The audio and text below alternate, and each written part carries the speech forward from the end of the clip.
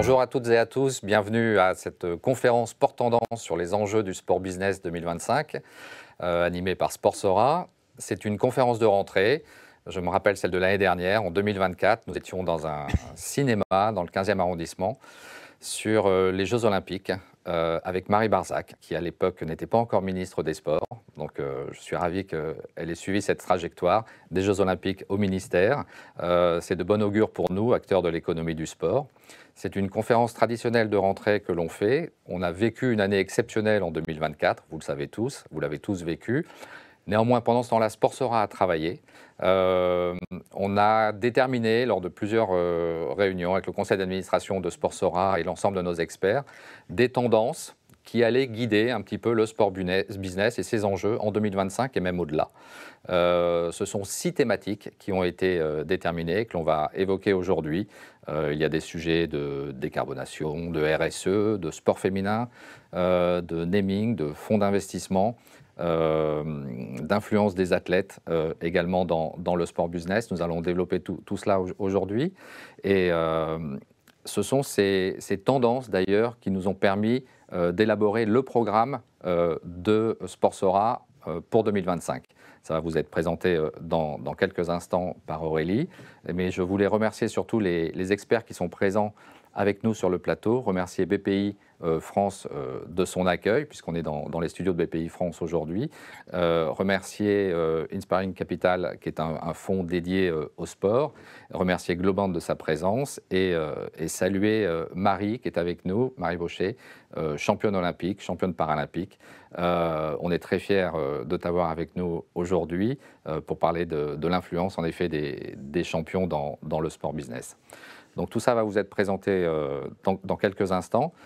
Juste un mot pour vous dire que, moi, à titre personnel, je suis convaincu que le développement, l'accroissement de la pratique sportive, puisqu'on parle d'héritage de 2024, mais je pense qu'avec l'accroissement de la pratique sportive, on y est, que l'accroissement de la pratique sportive, le dynamisme des acteurs du sport business, qui sont membres de Sportsora ou même pas membres, ou tout l'environnement autour du sport business en France, feront que 2025 et les années d'après seront des années de développement et de croissance pour notre secteur d'activité. J'en suis intimement convaincu. Le sport mondial est en croissance. La France a un savoir-faire dans ce secteur d'activité, fait preuve d'audace et d'initiative qui font que également ce sera bénéfique pour ce qui se passe en France. Le sport mondial croît à hauteur de 5-6% par an, pèse plus de 800 milliards. Ça a des répercussions évidemment en France et donc c'est pour ça que notre secteur est en croissance. Et je vais dire, peu importe les politiques publiques, rien ne pourra nous arrêter.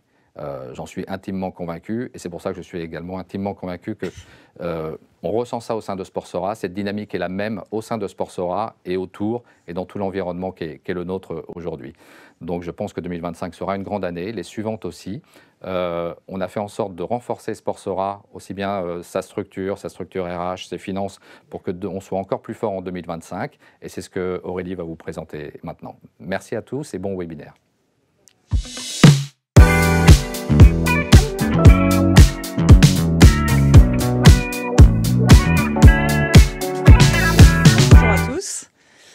Merci Raymond pour ce mot d'intro. Et moi, je viens de rejoindre l'aventure Sportsora donc depuis le mois de janvier. Je suis ravie de rejoindre cette aventure et de continuer le développement responsable de l'économie du sport aux côtés du bureau exécutif, du conseil d'administration et des équipes de Sportsora, aux côtés de tous nos membres aussi, puisque vous êtes tous très actifs auprès de Sportsora. Donc, comme le disait Raymond, d'abord, on a une petite slide sur les partenaires, je crois. Donc, on voulait remercier nos partenaires qui sont à nos côtés, qui ont renouvelé leur engagement pour 2025 et sur qui on peut compter au quotidien, notamment pour leur soutien et leur expertise. Donc, on a Allianz, Amaury Média, Amos, BPI France, chez qui nous sommes, FDJ et Infront. Voilà, ce sont nos partenaires premium, les partenaires premium de Sportsora, qui seront mis en lumière notamment pendant les trophées Sportsora cette année. Sinon, donc, ce que disait Raymond, c'est vrai qu'avec le conseil d'administration, Sportsora a identifié 6 thématiques d'actualité qu'on juge importantes et qu'on a souhaité traiter tout au long de l'année. C'est des thématiques qui nous paraissent importantes pour le développement de l'économie du sport principalement et qui peuvent vous permettre de levier de développement au sein de toutes vos organisations. Donc la première tendance, je vais passer assez vite sur les 6 tendances, mais la première, c'est le renouveau du naming. Chez Sportsora, de 2018 à 2022, on a organisé 5 éditions de l'Observatoire du naming, afin de donner la parole à des marques et détenteurs de droits. On a fait une petite pause, mais cette année, on s'est dit qu'il s'était passé plein de nouvelles choses. Donc, on va, après 2 ans de pause, en fait, on relance le sujet parmi nos thématiques principales. Et Allianz est notre partenaire sur cette tendance, qui sera la première abordée dès la semaine prochaine lors d'un rendez-vous débat chez Allianz. La deuxième tendance, c'est évidemment le sport et l'IA. Donc l'IA est partout dans la société et le sport n'y échappe pas. Et tant mieux, il y a plein de choses à dire là-dessus. Et donc notre objectif, c'est de vous aider à la bonne compréhension et comment vous pouvez utiliser l'IA dans vos organisations. La troisième tendance qu'on a identifiée et qu'on va traiter tout au long de l'année, c'est les investissements dans le sport français. On va en parler aujourd'hui pendant la troisième capsule, je crois, ou la première, je ne sais plus dans quel sens on fait. En tout cas, on va en parler ce matin. Bon, c'est ce que disait Raymond. C'est quand même la France est attractive. Il y a beaucoup de choses à dire au sujet de l'investissement. C'est une thématique qu'on avait déjà traitée l'année dernière chez Sportsora, qu'on va retraiter. Voilà, l'idée c'est vraiment de décrypter avec vous les tendances au niveau d'investissement et justement de s'appuyer dessus à l'avenir. La quatrième tendance qu'on a identifiée, la thématique d'actualité, c'est par rapport à l'empreinte carbone des événements sportifs. Donc c'est vrai que Sportsora croit beaucoup au développement responsable de cet écosystème. Bon, voilà, il y a des solutions, il y a des choses à faire pour décarboner les événements, puisque les événements sportifs sont très générateurs de dépenses carbone. Donc ça, c'est aussi un sujet qu'on va aborder tout au long de l'année et qui vous concerne tous. Donc ça nous paraissait très important. La cinquième tendance, c'est la nouvelle consommation des fans in Stadia. Donc après les grands événements sportifs qui ont eu lieu en France ces dernières années, et il y en a d'autres qui arrivent. En tout cas, il s'est passé plein de choses au sein des stades sur la fan expérience, sur un spectateur qui vient, qu'est-ce qu'il attend, qu'est-ce qu'on peut retenir, quelles sont les bonnes pratiques et comment améliorer les choses dans l'avenir. Et enfin, la dernière thématique, c'est l'influence des athlètes sur le sport business. C'est aussi pour ça que Marie Bochet est avec nous aujourd'hui. Finalement, les athlètes ont de plus en plus de choses à dire, peuvent s'exprimer eux-mêmes sur leurs propres réseaux sociaux. Et ils ont aussi plein de choses à dire quand ils choisissent leurs partenaires ou quand ils font des actions avec leurs partenaires. Donc il y a beaucoup de choses à dire là-dessus, sur l'influence de chaque athlète sur le sport business. Et c'est un sujet qu'on va traiter tout au long de l'année aussi. Voilà, donc avant de plonger sur 3 de ces 6 thématiques, avec Vincent, on va vous présenter le calendrier de l'année, le calendrier événementiel de l'année, le plus complet possible. L'idée, c'est que vous puissiez noter les événements qui vous intéressent déjà dans votre agenda. Donc vraiment, c'est le calendrier jusqu'à décembre. Et surtout, s'il y a un thème qui vous intéresse particulièrement, sur lequel vous avez envie d'intervenir ou de travailler avec nous, prenez contact avec nous, parce que voilà, l'objectif, c'est aussi de travailler avec tous nos membres, main dans la main. Et il y a forcément des sujets que vous allez avoir envie, sur lesquels vous allez avoir envie de vous investir.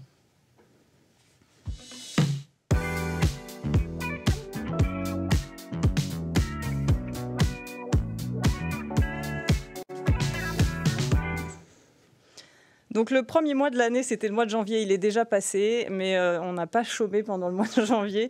Il s'est passé pas mal de choses. Donc déjà, on a eu 2 rendus en janvier. On a l'étude qu'on a sortie sur le baromètre sport féminin avec Opinionway en partenariat avec FDJ. Donc, on a fait une conférence de presse pour la restitution de cette étude où on a eu pas mal de retombées presse. Donc, voilà, c'est un sujet qui intéresse de plus en plus. On avait fait venir Marie Patouillet et Romane Dico sur cet événement. On a eu aussi un deuxième rendu avec l'infographie sur les NBA Paris Games. Donc, ça, c'est une infographie qu'on a sortie. Si ça vous intéresse, elle est disponible aussi, comme le baromètre sport féminin. Et enfin, on a, dès le 9 janvier, on a eu un workshop du Collège des médias. Donc, on a réuni tout notre Collège des médias chez France Télévisions. Bonjour à tous, j'enchaîne à la suite d'Aurélie sur le mois de février. Évidemment, on est ici chez BPI France ce matin pour vous proposer nos tendances et s'attarder sur 3 d'entre elles à travers des capsules juste après le calendrier. Aurélie le disait, on va avoir la chance d'aller chez Allianz dès la semaine prochaine, mercredi prochain, pour parler naming, avec effectivement des témoignages de marques qui sont nouvelles dans l'écosystème sport, comme Saforel, comme La Boulangère, également comme Advance, si on parle voile. Donc il est encore temps de s'y inscrire. On vous invite à venir participer à la conférence.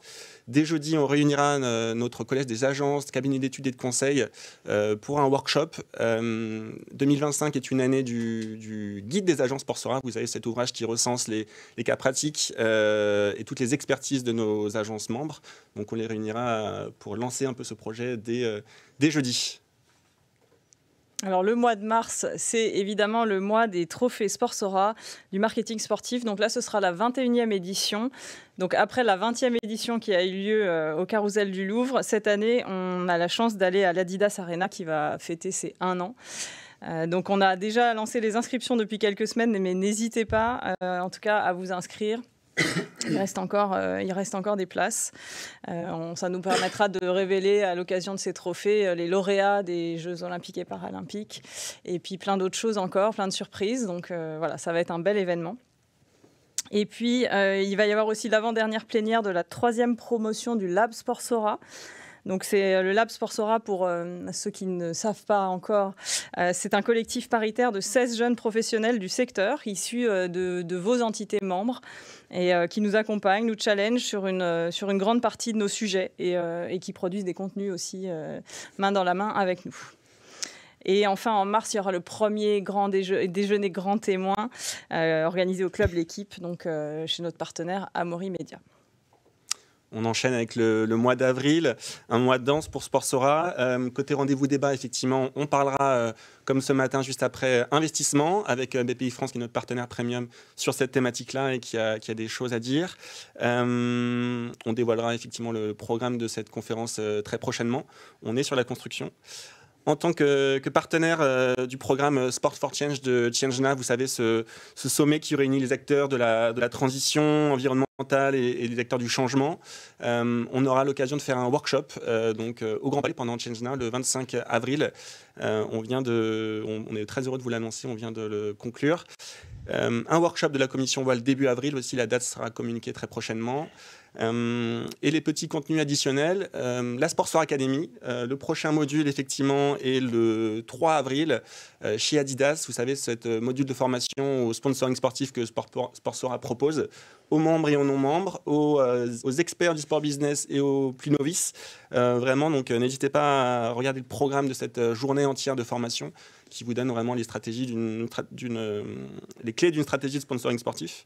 Et enfin, on parlait des trophées tout à l'heure en mars. On réunira les lauréats de ces trophées à nouveau au Club L'Équipe pour un déjeuner avec ces entreprises et organisations qui ont gagné. Alors sur le mois de mai, donc comme vous le voyez, il se passe plein de choses chaque mois et chaque mois il y a toujours des événements qui sont ouverts à tous les membres. Donc là, ce sera le rendez-vous débat sur la consommation des fans Instadia, sur cette tendance dont on a parlé, et on va sortir une étude, on va présenter les résultats de l'étude qui est en cours de construction actuellement sur l'évolution des comportements des consommateurs d'événements sportifs. Donc ça, c'est un projet qui est réalisé conjointement avec notre collège, Enceinte et Arena, avec qui on travaille main dans la main pour sortir cette étude. Ensuite, nous proposerons à notre collège des marques un webinaire sur l'expression identitaire des marques dans le cadre d'un partenariat. Voilà. Et puis, il va y avoir un nouveau petit déjeuner des membres, puisque tous les 6 mois à peu près, on fait un petit déjeuner d'accueil des nouveaux membres. Enfin, du coup, c'est un petit déjeuner d'accueil des nouveaux membres. Et une opération club des dirigeants à Marseille, dans le cadre du 3X Festival. Et en termes de contenu, une infographie sur le FIS 2025, organisée par le groupe Hurricane, dans le cadre de l'édition 2025 du FIS. Le mois de juin, juste avant l'été, on tiendra notre Assemblée Générale qui sera cette année élective. Vous savez qu'on fonctionne par des mandats de 3 ans. Donc le 25 ou 26 juin, on est en train de finaliser les détails pour vous communiquer ça et bien sûr vous accueillir à cette date-là. On clôturera effectivement la 3e promotion du Lab, donc la 6e et dernière plénière. Ce qui veut dire que à cette même période, on lancera l'appel à candidature pour la 4e promotion. Donc on vous invite à faire relayer l'information au sein de vos entités pour que vos jeunes collaborateurs puissent en profiter. Sur les contenus, effectivement, 2025, vous le savez, année du sport féminin avec de nombreux GESI qui sont dédiés au sport féminin. On vous proposera donc une infographie sur l'Euro de football 2025. Et enfin, une opération club des dirigeants. On aura la chance d'emmener une poignée de nos adhérents aux 24 heures du Mans. Donc merci encore à l'SCO de nous accueillir à ce moment-là. Alors en septembre, on se retrouvera après l'été pour la traditionnelle Garden Party. L'événement phare évidemment de Sportsora, enfin le 2e événement phare après les trophées, ce sera la 14e édition de la Garden Party. On espère vous voir nombreux. L'année dernière, on était au Club France. Ça a fait un gros succès parce que tout le monde nous en reparle encore aujourd'hui. Et bon, cette année, on va vous proposer un autre lieu inédit, sympathique. Ne vous inquiétez pas, c'est prévu. Ensuite, le Collège des agences va se réunir pour finaliser le guide des agences dont parlait Vincent tout à l'heure. Et à nouveau, une infographie sur le sport féminin, portant cette fois-ci sur les ligues féminines nationales. En octobre, on ouvrira cette grande tendance qu'on vous a présentée tout à l'heure, l'intelligence artificielle. Donc comment sport et intelligence artificielle se mêlent. On va en parler tout à l'heure avec César de Globant. Je pense que ça intéressera nombre d'entre vous et on aura beaucoup de choses à dire. Le club L'équipe accueillera un nouveau déjeuner grand témoin et une opération club des dirigeants à la Transat Café L'Or, que vous savez a changé de nom, anciennement Transat Jacques Vabre. Donc on sera très heureux de pouvoir découvrir l'univers voile à nouveau grâce à un de nos adhérents. En novembre, on va vous retrouver à nouveau au salon Event Paris. C'est la 5e année consécutive qu'on participe à ce salon pour notre traditionnel observatoire des GESI. Donc pour y parler décarbonation. Voilà, on va aussi organiser un nouveau workshop du Collège des marques. Donc dans la partie collège. Et puis, on va vous proposer un nouveau module de la Sportsora Academy. Donc, il y en a 2 par an à chaque fois. Donc là, le 2e module sera en novembre. Donc, c'est toujours la formation sponsoring sportif. Et enfin, le Lab Sportsora se réunira pour une plénière. Et enfin, on termine l'année, décembre 2025, ça nous paraît loin, mais ça va vite arriver, avec un workshop, cette fois-ci dédié au Collège des enceintes sportives et Arena. Ce sera leur temps d'échange dédié. Sera organisé le Saudi Arabia Sport Business Event. Vous savez qu'on a lancé en 2023, effectivement, ce nouveau format d'événement. Il était dédié à la première édition à la diplomatie sportive des États-Unis. On change de continent, on change de perspective. Il y a beaucoup de choses à dire sur l'Arabie Saoudite, beaucoup d'ambition de ce nouveau territoire plus globalement et de ce nouveau pays. Donc, on vous tiendra au courant effectivement sur la construction de cet événement qui est en cours pour ceux que ça peut intéresser. Ce sera déjà l'heure des trophées Sportsora 2026 ou du moins de son jury. Donc, l'appel à candidature sera réalisé 6 semaines, 2 mois avant environ.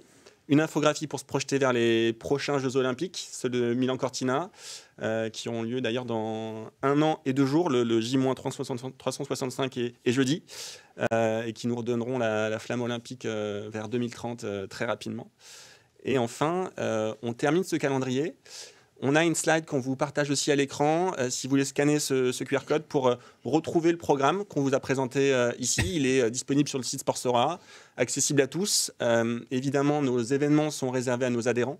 Donc, ceux qui ne le sont pas encore, on sera ravis de pouvoir vous accueillir et de vous intégrer au réseau. Donc voilà, on va tout de suite passer à nos capsules. Je vous invite également aussi à poser vos questions sur le chat si vous avez des questions pour nos intervenants et ou pour Aurélie et moi-même. Donc voilà, merci.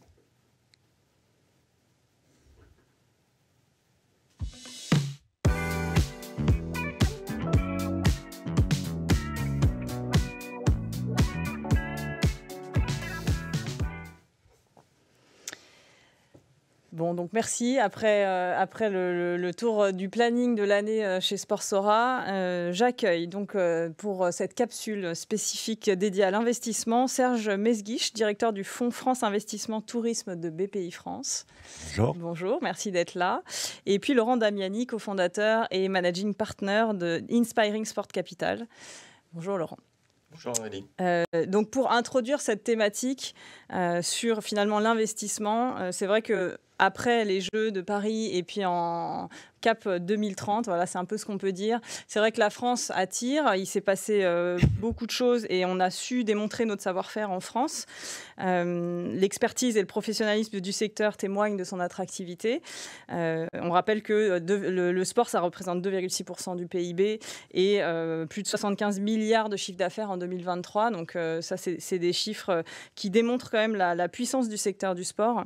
Il y a aussi beaucoup de grands événements sportifs qui arrivent en France dans les prochaines années. Finalement, il y a le secteur qui reste attractif. À nous de savoir capter les investisseurs. Il y a quand même un vrai sujet. Les fonds publics ne sont pas en train d'augmenter, en tout cas d'après ce qu'on le voit, d'après ce qu'on voit. Donc c'est sûr qu'on a besoin d'investisseurs privés, qu'on a besoin de se retourner vers la BPI, BPI France ou vers des investisseurs privés. Qu'est-ce qui les intéresse finalement et comment on peut travailler main dans la main avec tous ces investisseurs pour aller plus loin et pour continuer à développer le sport. Il y a aussi un sujet sur la pratique du sport, puisque cette année, on a vu une augmentation du nombre de licenciés dans les clubs et les fédérations de 10 à 15%. Et donc ça aussi, ce sont des personnes qui consomment et qui peuvent intéresser les investisseurs.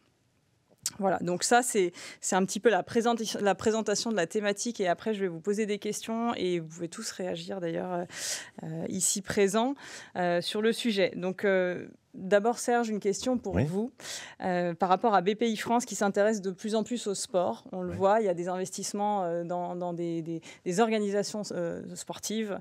Vous allez un peu nous en parler et détailler. Il y a aussi un accélérateur qui a été créé au sein de BPI France en partenariat avec le ministère des Sports et la Sportec.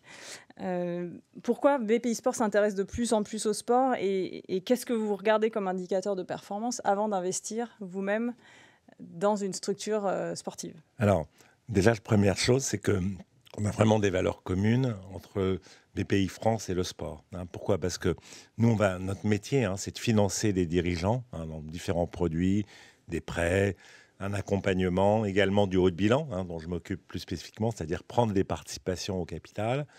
Et on va accompagner des dirigeants. Et toutes les valeurs du sport qu'on retrouve, l'endurance, le mental, l'idée de se dépasser, c'est des choses qui sont importantes aussi pour l'ensemble des gens, des partenaires, des sociétés qu'on accompagne. Je pense à une chose simple, l'esprit d'équipe, aujourd'hui, qui est très important pour pouvoir réussir dans une entreprise. Donc, quelque part, naturellement, on va être très intéressé pour financer ce secteur. Alors, on a déjà effectivement, entre guillemets, un track record important, à la fois de l'entreprise qu'on finance classiquement, mais également on s'est impliqué comme partenaire, actionnaire, haut de bilan, dans des sociétés diverses et variées. Alors, nos critères, quelque part, on va retrouver ces critères dont je vous quelque part celui qui anime une société qui développe des choses dans le sport, que ce soit des salles, que ce soit des équipements. On va retrouver de ces valeurs, justement, ce qui est assez amusant, sportive, mais également, on va aussi avoir cette expérience qu'on a de financer les entreprises. On a l'expérience dans la distribution, on a l'expérience dans l'hôtellerie, la restauration, par exemple, pour financer des lieux. Ce sont des métriques auxquelles on est habitué. Donc, naturellement, on a pu aussi, indépendamment des valeurs que je citais tout à l'heure, financer assez facilement, pouvoir repérer finalement ceux qui savaient grandir. Alors, je donne un exemple d'une société qu'on accompagne récemment, depuis peu, ça s'appelle Casa Paddle. Alors, pourquoi on investit là-dedans ? Parce Tout d'abord, on s'est dit, il y a un marché qui est intéressant, mais un peu atomisé, avec des acteurs un peu partout. Donc, il faut aider des dirigeants très compétents, qui ont à la fois un savoir-faire du métier, mais également un savoir-faire pour trouver des emplacements. Et nous, on va leur apporter notre connaissance aussi financière, des bons modèles, des investissements aussi, parce que à chaque opération qu'ils vont faire, qu'ils vont mener, sont des investissements relativement lourds, sur une durée assez longue.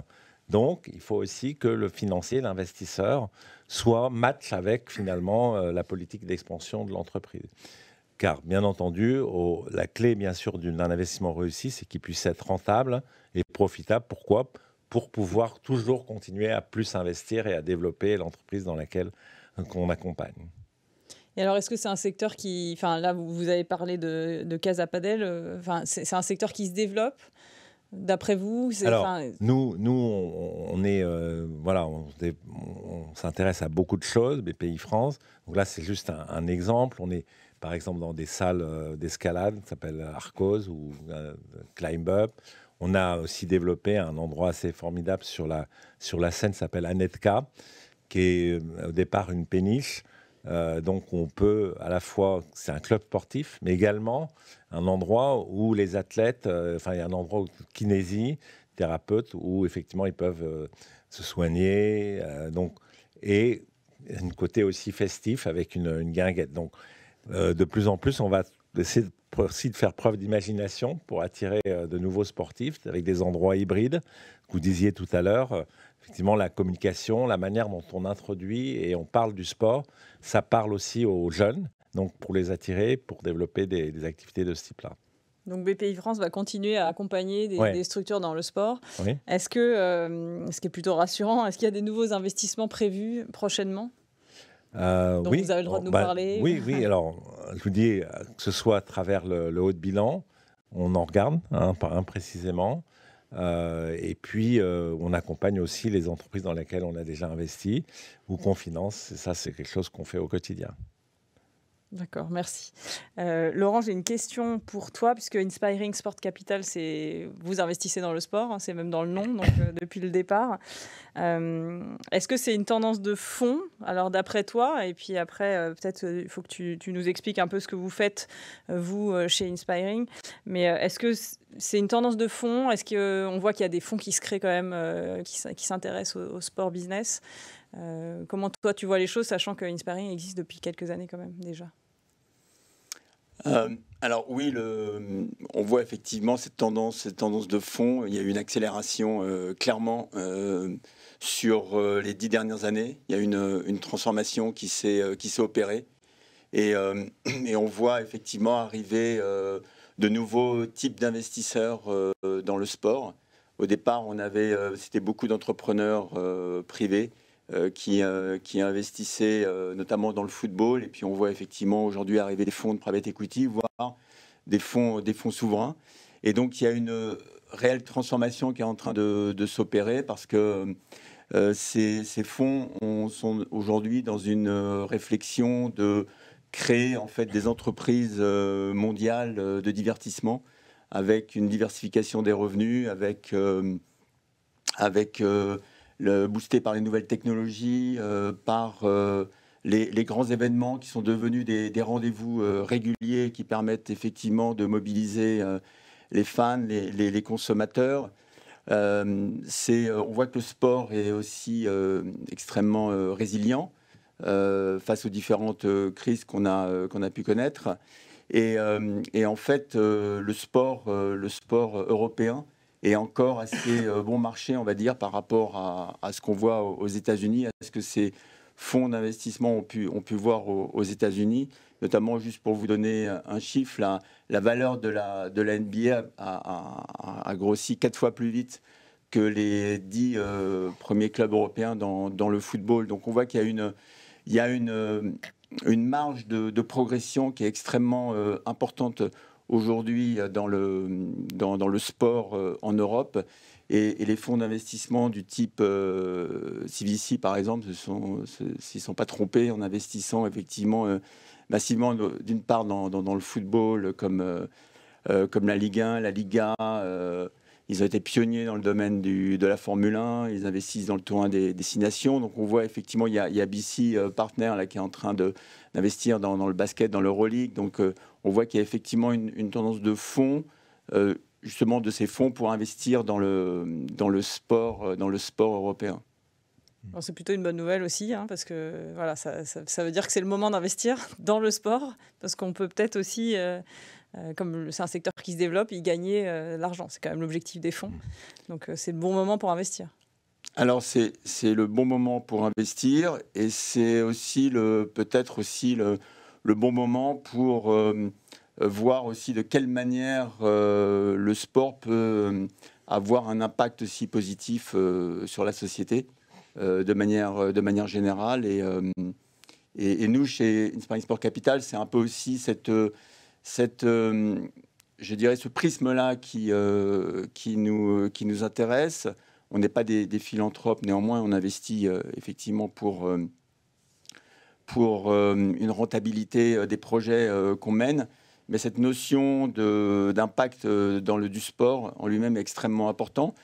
Il y a une étude qui est sortie là récemment du CDES et de Cosmos qui montre que 10% le sport pourrait faire économiser 10% du PIB de la France, donc c'est colossal.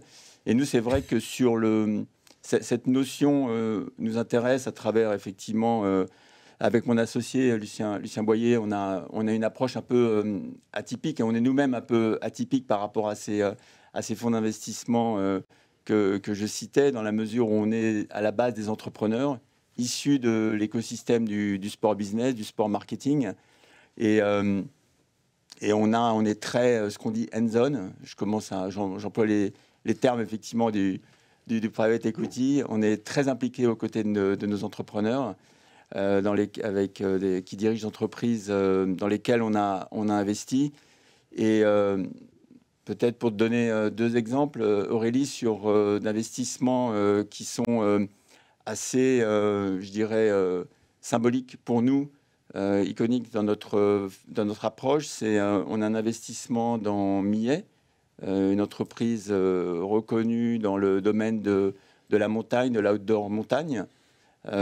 Avec la famille Millet qui est revenue au capital avec nous. Et donc, c'est quelque chose qui était important pour nous, avec une production aussi qui est basée principalement en Tunisie. Et on a notre propre outil de production où on a plus de 50% aujourd'hui de nos produits qui sont recyclés ou recyclables. Et on vise 80% assez vite. Et notre terrain de jeu, c'est la montagne, donc on est effectivement très soucieux de la préservation de cet écosystème de la montagne. C'est extrêmement important dans l'approche qu'on a pour le développement de la marque. Et puis un autre investissement qui est très important pour nous, c'est dans la voile, la course au large, où on est investisseur. On a repris l'entreprise CDK Technologies, donc c'est la Sailing Valley en Bretagne Sud, une entreprise qui fait de la haute technologie carbone pour fabriquer des bateaux de course au large. On a le vainqueur Charlie Dalin sur Massif qui a gagné le dernier Vendée Globe et trois des quatre premiers bateaux du Vendée Globe étaient des bateaux CDK. Donc c'est de la haute technologie carbone, mais cette technologie, c'est un peu comme dans l'automobile lorsqu'on passe de la Formule 1 à la voiture de Monsieur Tout-le-Monde, mais là on est effectivement, nous notre moteur c'est le vent, et donc on accompagne la transition écologique aussi pour le transport maritime, puisqu'on fabrique grâce au savoir-faire de la course au large, on va fabriquer des mâts pour notamment l'Orient Express, qui est le paquebot du groupe Accor, ou bien on va accompagner tout le transport maritime auquel on croit beaucoup pour l'avenir. Merci. Moi, c'est vrai que le sport, l'impact du sport, c'est un sujet auquel je crois énormément. Donc, c'est des beaux projets. Et la dernière question, un peu pour rebondir par rapport à ce qu'on disait tout à l'heure, on voit qu'il y a des nouvelles pratiques qui émergent. Hein. Donc, on a le paddle, le pickleball, le breaking, voilà, et des nouvelles organisations aussi, hein, que ce soit en triathlon ou l'Irox. Il se passe plein de choses dans la pratique. C'est vrai que les pratiquants ont envie de faire des choses ludiques, pas forcément en compétition. Enfin, voilà, c'est vraiment des nouvelles façons de pratiquer le sport. Qu'est-ce que vous en pensez? Est-ce que c'est des produits d'appel pour les investisseurs, pour vous? Je pense qu'effectivement, il y a des tendances, quelquefois que ça peut être aussi des modes. Donc, nous, il faut qu'on fasse aussi attention, nous, en tant qu'organisme financier, parce qu'on va financer à long terme ce genre d'infra. Donc, il faut que ça puisse aussi résister dans le temps. Donc, ce qui est important, c'est effectivement pouvoir être suffisamment agile, nous, investisseurs, pouvoir financer des très grosses opérations et des très grosses infrastructures. Et là, avec des alliances pouvoir public-privé intelligentes, mais aussi savoir aussi démocratiser le sport, c'est-à-dire qu'il soit aussi accessible à tout le monde. Ça, c'est aussi important. Donc, on va trouver quelquefois des milliards d'investissements et à côté, des investissements de quelques centaines de milliers d'euros pour faire vivre une salle, un équipement. Et donc, c'est cette agilité qu'il faut qu'on ait, nous, investisseurs. Il faut que les dirigeants nous présentent des choses concrètes sur lesquelles nous, on puisse se relayer. Alors, une fois, ça va être telle pratique, mais il faut aussi savoir, à un moment donné, se dire, tiens, celle-là fonctionne moins bien et embrayer sur notre et que l'équipement puisse aussi accueillir plusieurs choses à la fois, par exemple. On voit des solutions aussi hybrides de salles qui peuvent faire pratiquer plusieurs choses et elles sont adaptables et modulables. Donc il faut aussi que l'investisseur, celui qui présente, le porteur de projet, s'adapte aussi assez rapidement à l'environnement de marché. Aux nouvelles pratiques. Voilà. On voit plusieurs tendances effectivement se dégager aujourd'hui et pour les années à venir dans l'investissement. Alors il y a effectivement ce que tu disais, ces nouveaux sports qui peuvent effectivement être assez abordables aujourd'hui et dans une logique effectivement très américaine de création de ligues ou de franchises, d'investissement dans des franchises, dans des clubs. Et donc ça, on le voit avec le MMA qui pousse beaucoup aujourd'hui. Il faut toujours avoir une réflexion, pas seulement franco-française, où il y a des opportunités en France, mais une réflexion mondiale de développement de ces opportunités. C'est le foot, bien évidemment, et le foot féminin notamment, est complètement sous-évalué aujourd'hui en France. Il y a tout à créer, mais on voit qu'effectivement le mouvement aux États-Unis est devenu très important. En Angleterre, le football féminin a atteint un niveau qui n'est pas comparable à celui de la France. Et donc, on peut se dire effectivement qu'en France, cette structuration va permettre effectivement à des investisseurs d'accompagner ce mouvement. On l'a vu dans le volleyball. Il y a pas mal de sports dans lesquels effectivement il y a ces événements mondiaux qui sont en train de s'organiser. Je dirais qu'il y a une autre tendance, c'est les lieux de pratique aussi. Les stades sont des lieux aujourd'hui que les investisseurs regardent comme investissement. Il y a également et donc, juste pour une parenthèse sur les stades, on a vu avec Rory McIlroy et Tiger Woods dans le golf, ils ont lancé une ligue indoor de golf donc dans un stade. Donc c'est quelque chose aussi d'assez innovant. Et puis nous, on croit beaucoup aux marques de sport. Alors, je parlais de Millet, qui est un de nos investissements phares, mais les marques de sport, forcément, continuent à avoir de l'attractivité parce que, au-delà des athlètes, c'est effectivement le grand public qui va détourner l'usage de la marque pour une utilisation en ville. Et il y a un potentiel de croissance énorme sur cette thématique-là. Ok. Hyper intéressant. Est-ce qu'on a des questions ou pas spécialement? Pas de questions sur cette thématique-là. Je pense qu'on peut passer à la deuxième séquence. Alors pour clôturer, en tout cas, cette thématique, je vous donne rendez-vous à notre prochain rendez-vous débat investissement le 30 avril, justement au sein de BPI France. Voilà, on abordera ce sujet-là encore plus longuement.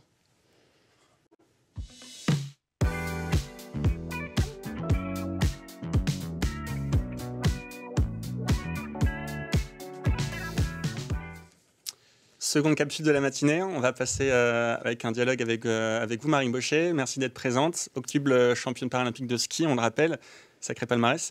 Je vais juste introduire effectivement la thématique avant de passer à l'échange entre nous. Donc l'influence des athlètes sur le sport business, c'est un thème que Sportsora a voulu traiter en 2025. On rappelle qu'il y aura un temps dédié lors de l'AG Sportsora et d'un rendez-vous débat fin juin. Si je mets en contexte, effectivement, selon une étude d'Amaury Media, les pouvoirs du sport en 2024, on observait que 57% des 18-24 ans considéraient les sportifs comme source d'inspiration. Sportsora aussi avait fait une étude sur la Gen Z en 2022 qui disait que 74% de la Gen Z consultent au moins une fois par semaine les comptes des réseaux sociaux des sportifs. Donc les athlètes, qu'ils soient en activité ou post-carrière, sont des sources d'information, des sources d'inspiration pour les jeunes et les moins jeunes. C'est donc des marques à eux-mêmes directement puissantes, parfois plus puissantes que leurs propres sponsors ou que les compétitions auxquelles ils participent. On voit qu'ils sont aussi de plus en plus engagés envers des causes, ce qui est une bonne chose. Ils portent des messages auprès de leur communauté. Donc je pense qu'effectivement, nous, professionnels de l'écosystème et représentants de Sportsora, c'est une opportunité pour cet écosystème de voir que les athlètes prennent de plus en plus leur part. À nous de voir ça effectivement comme une opportunité, non comme une menace, et d'embrasser cette tendance. Voilà un petit peu pour la mise en contexte. Marie, j'ai une première question pour vous. Quel regard portez-vous justement sur la place des athlètes, qu'ils soient en activité ou post-carrière, dans le développement de cet écosystème du sport business ? Bonjour à tous. Je crois que c'est une place qui ne fait qu'augmenter. Et je crois que c'est surtout en lien aussi avec le développement des réseaux sociaux, parce que du coup, les athlètes sont maîtres de leur image. Donc ça, c'est quand même une grande évolution, parce qu'avant, c'était souvent par l'intermédiaire quand même des médias, par d'autres biais. Mais aujourd'hui, en fait, l'athlète peut vraiment porter ses propres sujets, porter son image, aussi choisir ce qu'il veut partager, transmettre ses valeurs. Et donc voilà, il devient un petit peu maître donc de son image, et ça c'est quand même une grande évolution. Et effectivement, je crois que les réseaux sociaux aujourd'hui sont aussi les nouvelles pancartes publicitaires, et donc ça permet aussi aux athlètes du coup de se vendre différemment, et surtout de pouvoir un petit peu orienter leur propre communication. Donc c'est vrai que il y a une réelle évolution, et aujourd'hui, ça fait partie des carrières des sportifs. On doit être performant, effectivement, dans notre discipline, mais il y a aussi ce sujet-là qui devient très important pour les athlètes, dont ils doivent s'emparer, et en plus avoir aussi un petit peu les connaissances et connaître un petit peu les dessous de cet essor un petit peu des réseaux sociaux, parce qu'aujourd'hui, les athlètes sont sportifs, mais sont aussi des communicants, parce qu'ils ont ces accès-là à ce type de plateforme-là. Et effectivement, sans intermédiaire, ou du moins avec possibilité d'avoir moins d'intermédiaires entre l'athlète et sa communauté, puisqu'il y a effectivement cette passage directement à travers les réseaux, et non plus que à travers la marque ou que à travers la compétition. Donc c'est une opportunité pour vous. Effectivement, il y a effectivement le palmarès, reste quand même très important, mais il y a aussi toute l'histoire, toute l'image du sportif, toute l'exemplarité qui ne touche pas seulement du coup à la performance, mais qui peut aussi du coup toucher à d'autres secteurs de sa personnalité, et donc être aussi l'athlète peut aussi être inspirant sur d'autres sur d'autres sujets. Alors, on s'empare aussi quelquefois de sujets sociétaux. On parlait tout à l'heure un peu de l'environnement, de la montagne, mais c'est vrai qu'on voit aussi des sportifs divers aujourd'hui s'emparer de ces sujets-là. Et en fait, on leur donne ils ont en fait accès à des biais de communication qu'ils avaient uniquement lors de participation à des compétitions par l'intermédiaire de médias auparavant. Donc aujourd'hui, l'athlète, il communique pas seulement lorsqu'il fait des performances, il peut avoir un accès de communication beaucoup plus large, et puis surtout sans intermédiaire, et donc être vraiment maître de ses paroles et de ce qu'il veut partager et ce qu'on peut lui faire partager aussi. Vous parliez justement d'exemples des skieurs qui peuvent avoir des prises de position sur l'environnement. On a pu observer dans les dernières années quelques use cases sur des situations, on va dire, conflictuelles entre l'athlète, son ayant droit ou sa marque. On en a tous quelques-uns en tête. En tant qu'ex-athlète de haut niveau, vous aussi concerné par ces relations partenariales, parce que, je le rappelle, vous avez gardé certains de vos partenariats, vous pourrez en parler. Quel conseil donneriez-vous aux gens qui nous écoutent? Sportsora, c'est vraiment cet écosystème business, donc à la fois des marques, à la fois des détenteurs de droits, des agences, des stades, vis-à-vis justement de ces relations entre athlètes et partenaires pour réussir au mieux ces collaborations. Je pense que ça va peut-être venir un peu en contradiction de ce que j'ai dit dans la première réponse. Mais en fait, on voit du coup aujourd'hui un athlète un peu comme un panneau publicitaire où on peut lui faire porter beaucoup de choses, beaucoup de sujets. Je pense que ce qui est vraiment essentiel pour que la relation soit constructive et apporte à la marque, c'est de se rencontrer et en fait d'échanger, de définir un petit peu les valeurs, les sujets que l'athlète peut porter assez naturellement. Parce qu'en fait, il y a quand même ce sujet du fait que l'athlète en fait, est un sportif avant d'être un communicant. Et je pense que c'est important en fait, de pouvoir faire porter les bons messages aux bons athlètes, que les athlètes que vous prenez en partenariat soient des athlètes qui s'identifient à votre entreprise, qui s'identifient à vos valeurs, à votre marque, de créer en fait une histoire, ce qui permet du coup de créer des relations qui vont au-delà juste des performances et des palmarès.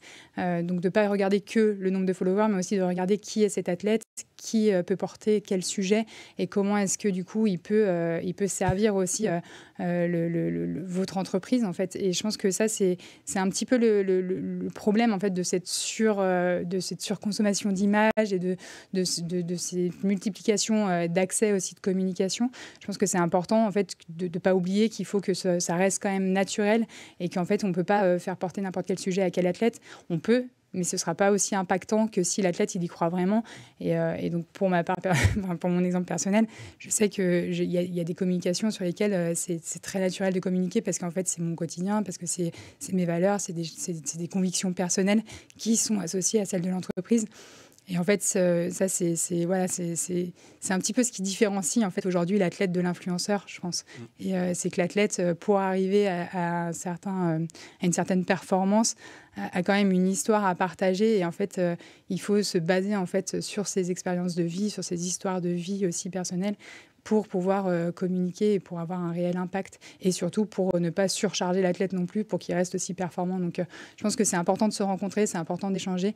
Et c'est surtout important d'avoir une vision en amont de ces partenariats-là et de ne pas vouloir juste associer son image à un athlète qui peut-être ne sera pas adapté à votre communication. Je pense que le message est passé. Vous avez récemment mis un terme à votre carrière sportive, professionnelle. Comment se passe le post-carrière, justement, vis-à-vis de ces relations des partenaires? Est-ce que vous avez pu garder vos partenaires? Comment collaborez-vous avec eux une fois que la performance n'est plus le cœur du projet? Alors moi, durant ma carrière, en fait, j'ai eu vraiment une sorte de sentiment. J'avais du mal à comprendre comment est-ce que l'entreprise gagnait en me sponsorisant. Et donc, en fait, j'ai toujours eu à cœur d'être dans une relation d'échange et de partage, en fait, parce que j'avais l'impression de ne pas suffisamment leur apporter. Et donc, on a créé ensemble, au-delà de juste une relation de partenariat, de sponsoring, on a justement créé un partenariat où, en fait, je les faisais grandir tout en me faisant grandir. Il y a des partenaires qui m'ont permis de me former un peu sur la prise de parole en public, parce que j'ai fait des interventions chez eux. Il y a des partenaires qui m'ont permis d'améliorer ma communication. Enfin, voilà. Et en fait, donc, du coup, on a toujours été un peu en relation. On définissait ensemble un petit peu les actions qu'on allait mener ensemble. Et donc, du coup, moi, ça me permettait aussi d'évoluer et du coup, de créer une relation assez pérenne, en fait, avec eux. Et donc, oui, aujourd'hui, j'ai des partenaires qui poursuivent leur collaboration avec moi, malgré le fait qu'en fait, je sois plus athlète et je n'ai plus cette image, en fait, sur les compétitions internationales. On peut les nommer, hein, si vous le souhaitez. Il y a notamment L'Oréal Paris, qui aujourd'hui est toujours en partenariat avec moi, malgré le fait que j'ai arrêté ma carrière il y a 1 an. Mais parce qu'en fait, on a créé ensemble une réelle relation. Et en fait, on voit qu'il y a encore des activations possibles. Et surtout, en post-carrière, c'est là où on n'est plus disponible. Parce que finalement, quand on est en carrière, souvent, on refuse un petit peu des interventions. Et parce qu'en fait, on donne quand même la priorité à nos compétitions. Et donc voilà, il y a, en fait, finalement, d'avoir travaillé cette relation vraiment conjointe, on a créé des relations qui perdurent dans le temps. Et donc, c'est aussi intéressant d'avoir ce spectre un petit peu plus large que juste la seule performance de son athlète, mais aussi l'accompagnement sur le projet global de vie d'une personne. Et c'est assez source d'inspiration pour pas mal de monde, je crois. Enfin, en tout cas, les retours sont plutôt bons. Et puis, ça permet aussi d'avoir pas mal de confiance pour l'athlète. J'ai une dernière question pour être un peu plus dans l'actualité. Ces derniers temps, on a vu effectivement des sportifs plutôt ex-athlètes après leur carrière qui ont exprimé le souhait ou qui ont même effectué des missions auprès de des organisations sportives, dans la gouvernance de ceux-ci, qui font effectivement très bien le boulot, connaissant le rôle que peuvent avoir les athlètes dans l'organisation et les rouages un peu plus business et politique. Quelle contribution à l'avenir peut-être vous souhaiteriez-vous avoir dans le sport business en gouvernance ? Je pense que les athlètes sont de par nature des personnes engagées et surtout passionnées par ce milieu-là, par le milieu qui les a fait grandir. Et donc on a envie de s'investir, on a envie en tout cas de faire porter notre voix sur des instances, sur des organisations. En fait, pour que le sport continue à se développer dans le sens du sport, dans le sens où l'athlète doit quand même rester au cœur du projet et que le sport doit rester au cœur du projet et justement faire en sorte... Alors, dans un contexte particulier, mais je pense que voilà, il ne faut pas oublier que les valeurs du sport doivent rester au cœur de tous les investissements, de tous les développements, parce qu'en fait, c'est ce qui rassemble en fait, aujourd'hui. Et je pense que les athlètes sont quand même les meilleurs porteurs de parole sur ces sujets-là. Donc forcément, on a envie de s'investir. Après, on s'investit quand il y a la place de le faire aussi. Donc voilà, je crois que moi, en tout cas, je sais ce que je dois à l'olympisme et au paralympisme et je sais, en tout cas, j'aimerais le voir évoluer dans le bon sens et c'est certain qu'il faut aussi qu'on prenne nos responsabilités en tant qu'athlète. Ouais. Très bien, on vous le souhaite, on va être attentif aux prochaines semaines, prochaines années sur ces sujets-là. Je pense qu'on peut passer à la troisième séquence.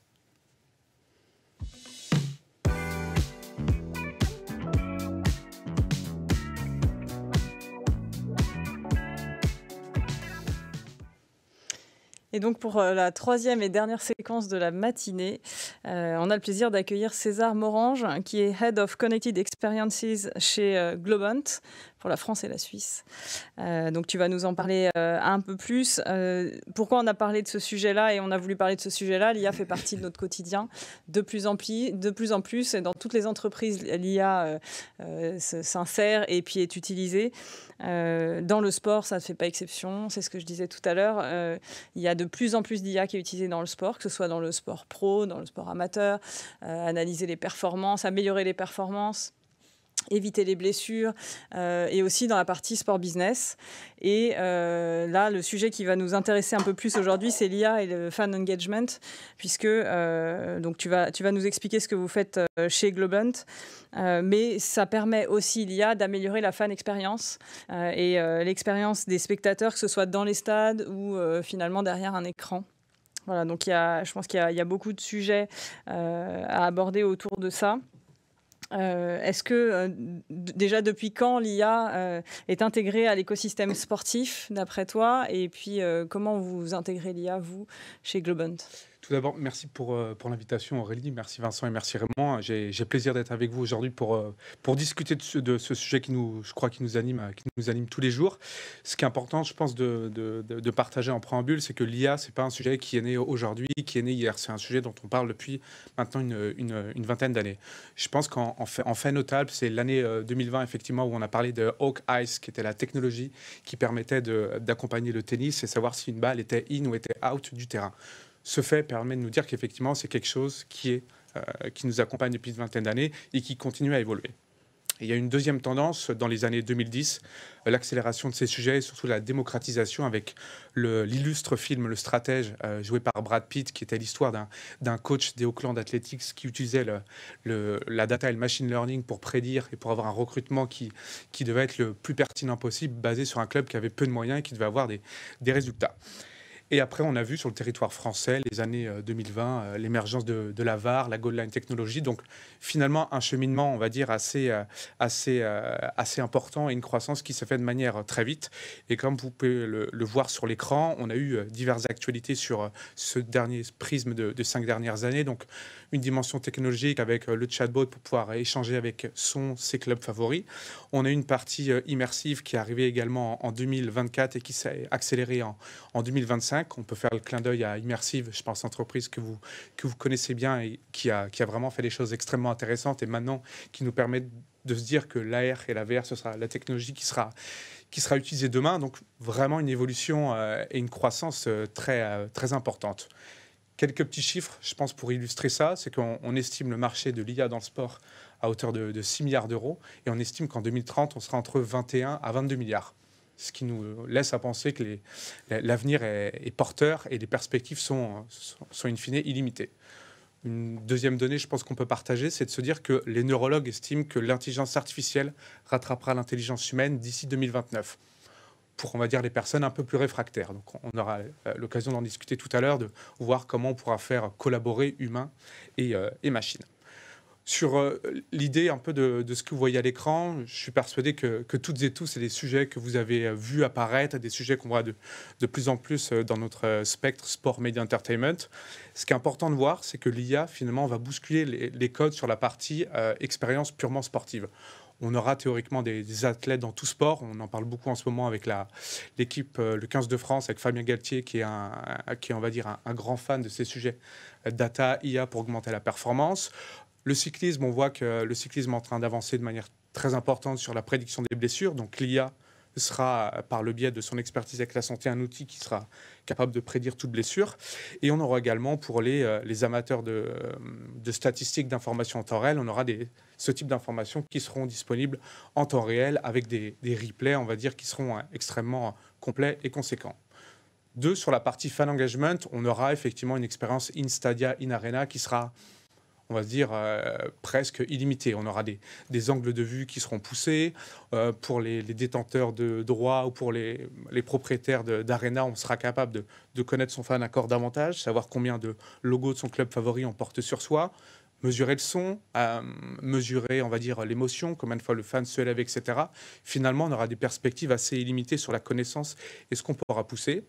Et enfin, deux sujets qui me tiennent à cœur, c'est la partie, on va dire, durabilité et la partie accessibilité, où là, on sera capable on va dire, d'accompagner mieux les personnes souffrant d'handicap, de leur avoir des espaces dédiés qui puissent profiter comme X ou Y acteurs d'une magnifique rencontre, d'un merveilleux événement. Et enfin, la partie accessibilité aussi, où on sera capable de gérer les flux de personnes, on sera capable de gérer la sécurité, de savoir où garer sa voiture, combien de places sont disponibles sous le stade. Donc, tout un tas de pans d'activité qui seront finalement bouleversés, mais qui seront in fine améliorés par l'IA, qui sera, je tiens à le préciser, en appui de l'homme et qui permettra d'aller encore plus loin sur ces sujets. Et donc chez Globant, tout ça, c'est des sujets que vous traitez, que vous utilisez, et finalement, quelle est la plus-value que vous apportez ? Comment vous travaillez, vous, avec les ayants droit, avec les marques ? C'est une très bonne question, Aurélie. Moi, j'ai la chance de m'occuper du développement de l'activité Globant sur la partie France et Suisse. Je dis la chance parce que Globant, il faut savoir que c'est entre 23 et 24% de son chiffre d'affaires sur ce secteur. Quand on a un chiffre d'affaires de 2 milliards d'euros et qu'on fait partie des 5 plus grandes entreprises de la tech, c'est une chance, c'est un choix. Et donc, on est crédible par les personnes qu'on engage, par les personnes qui travaillent. On a plus de 87% de nos équipes qui engagent l'intelligence artificielle dans ces projets et très fortement dans le prisme sport, media, entertainment. On a également une joint venture avec la Liga qui s'appelle Sportian et qui permet, en plus des services proposés de Globant, d'avoir une approche produit et avec cet éventail de produits, on va dire, de compléter et d'aller encore plus loin pour l'accompagnement de ces structures avec des solutions de performance, de machine learning et des solutions effectivement pour les détenteurs de droits sur de l'analyse de données en temps réel et de la data. Donc on a extrêmement beaucoup de choses qu'on met à disposition. Et troisième des choses, j'aime me dire qu'on sait de quoi on parle. On a effectivement chez Globant la présence de Manu Ginobili, de Georges Gregan, de Franco Colapinto et de Manuel Del Potro. Donc, avec ces quelques noms, vous avez compris qu'on est une entreprise argentine, mais ça nous permet également d'avoir le retour des sportifs qui est extrêmement important pour savoir ce que les fans attendent sur le côté fan expérience et à côté de ça, de comprendre et de voir les mutations de ces secteurs et de les traiter avec notre expertise et nos studios dans les autres activités.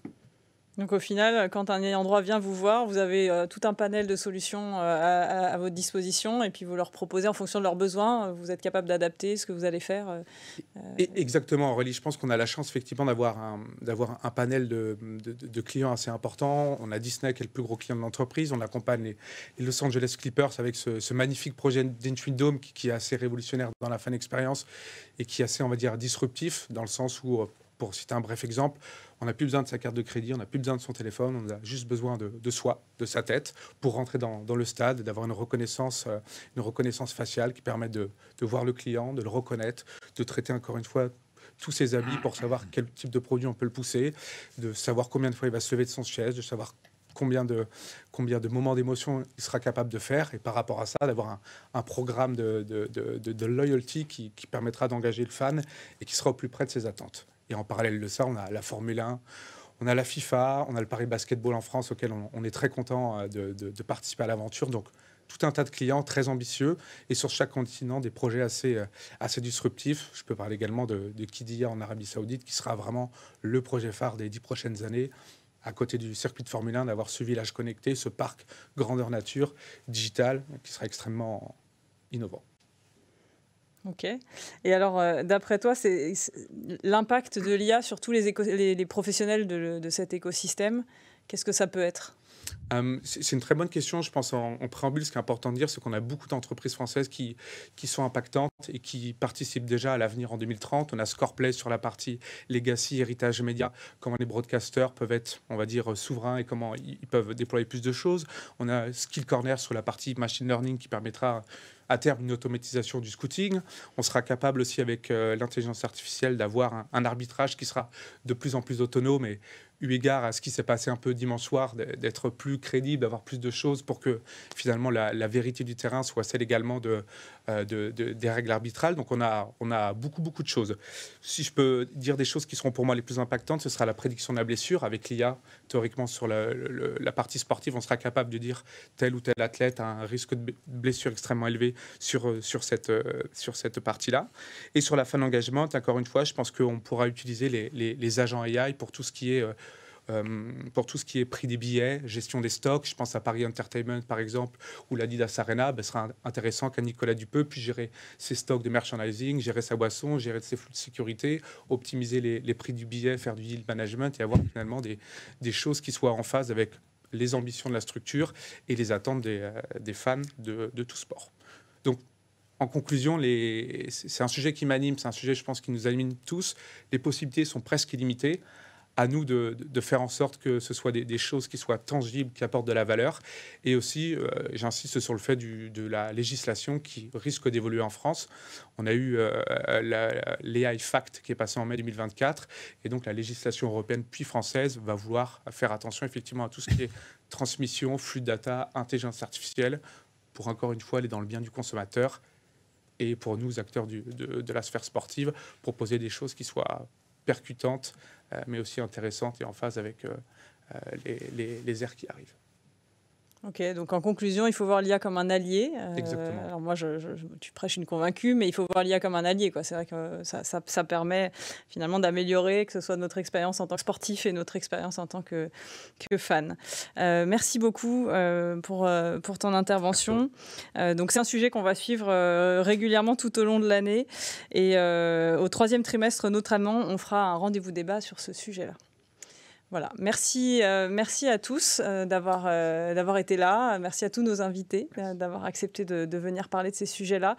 Peut-être qu'on vous ressollicitera pendant l'année, justement parce que c'est des sujets qui vont nous suivre.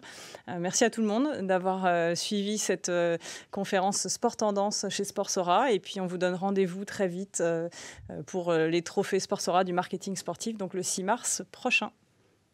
Très belle journée. Merci à tous. Merci.